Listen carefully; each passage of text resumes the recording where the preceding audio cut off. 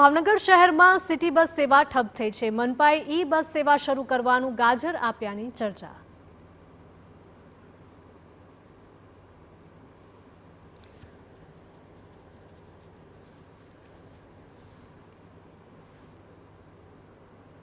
કોઈપણ શહેરની સૌથી મોટી જરૂરિયાત હોય છે સિટી બસ સેવા અને ભાવનગર મનપાએ હવે એ જ બંધ કરી દીધી છે। આશરે 20 વર્ષ પહેલા સિટી બસનો કોન્ટ્રાક્ટ આપ્યા બાદ પ્રારંભિક તબક્કે 8 રૂટ શરૂ કરાયા હતા, જે શહેરના મોટાભાગના વિસ્તારોને આવરી લેતા હતા, પરંતુ મુસાફરો નહીં મળી રહ્યા હોવાનું કારણ આગળ ધરીને માત્ર 2 રૂટ ચાલુ રાખ્યા હતા। જો કે હવે 1 માસથી એ પણ બંધ છે, જેના કારણે છેવાડાના વિસ્તારના લોકોને શહેરમાં અવરજવર કરવામાં મુશ્કેલી પડે છે અને વધુ ભાડું ચૂકવીને મુસાફરી કરવા માટે મજબૂર બન્યા છે। સામાન્ય માણસોને પડતી તકલીફને લઈને કોંગ્રેસ પણ હવે મેદાને આવી છે। નગરપાલિકા દ્વારા પહેલા 8 રૂટ ચાલુ કરવામાં આવ્યા હતા, એમાંથી પછી 2 રહ્યા, હવે એ પણ બંધ કરી દીધા।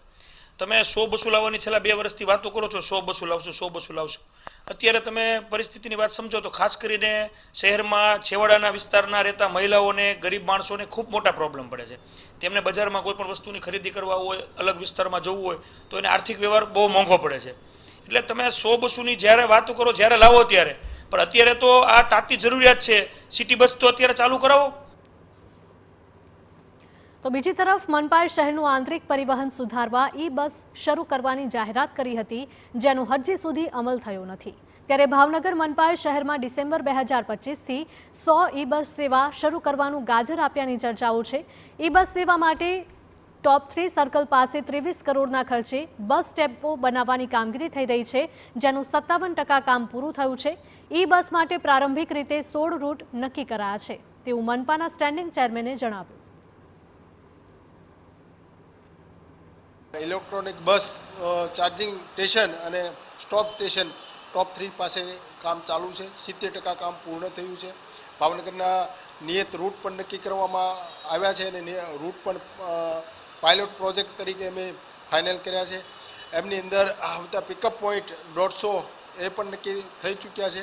આગામી દિવસોમાં જેવું બસ સ્ટેશન તૈયાર થશે અને ઓક્ટોબરની આજુબાજુમાં પહેલાં પ્રાથમિક તબક્કાની અંદર 50 બસ ભાવનગરના રાજમાર્ગો ઉપર ફરવાની છે। હાલ તો ઈ બસ ચાલુ કરવાની વાત છે અને કામ પણ ચાલુ છે, પરંતુ સવાલ ઉઠે છે કે આ કામ ક્યારે પૂરું થશે। હાલ મુસાફરોને તકલીફ પડી રહી છે, એનું